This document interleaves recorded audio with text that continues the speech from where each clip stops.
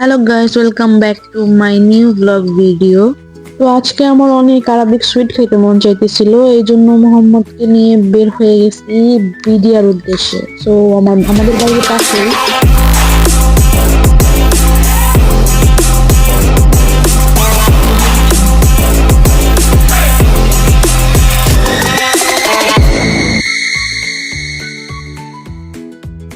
তো আমি এই বেকারির সুইট আর কেক অনেক পছন্দ করি, এই জন্য আমাকে এখানে নিয়ে আসছে। বলতেছে তোমার কি খাইতে মন চাই তুমি নাও, অন্যটাতে যাবো আরো কিছু খাবার নিব।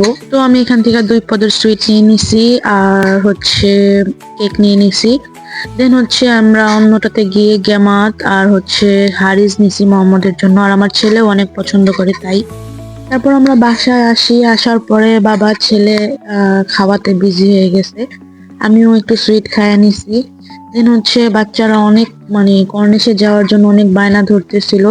তো মোহাম্মদ বলতেছে ঠিক আছে আমি তোমাদেরকে এখানে ড্রপ করে দেই, দেন তুমিও একটু হাঁটা চলা করো, কারণ এই সময় তোমার একটু হাঁটার প্রয়োজন আছে। তো বাচ্চারা গেম করবে, তুমি একটু হাঁটা চলা করো।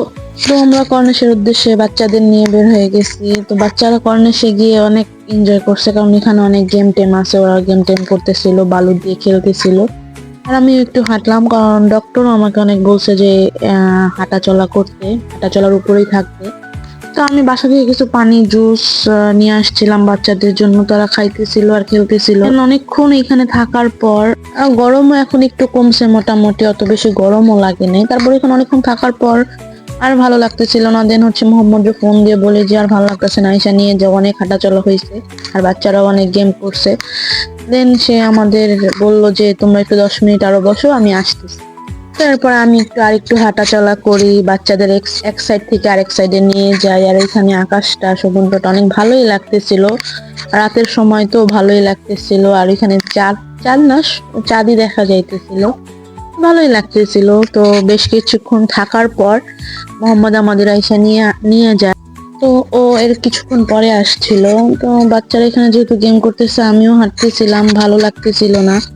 আর আমি বাহিরে এত বেশি যাই না, শুধুমাত্র বাচ্চাদের ক্ষেত্রে কখনো কখনো ওদের সাথে চলে যাওয়া হয়, কারণ হেল্পিং হ্যান্ডের কাছে অতটা ভরসা করে দেওয়া হয় না, কারণ ভালো লাগে না, না জানি কি হয় কি করে, বাট আমার মতন দেখতে পারবে কি পারবে না, এই জন্য অতটা ভরসা করে ওর হাতে একা ছাড়ি না আমি বাচ্চা।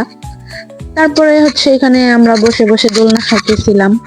আর দেখেন কি অবস্থা, বাচ্চাদের বালু টালু দিয়া পুরো শরীর ভরায় ফেলছে।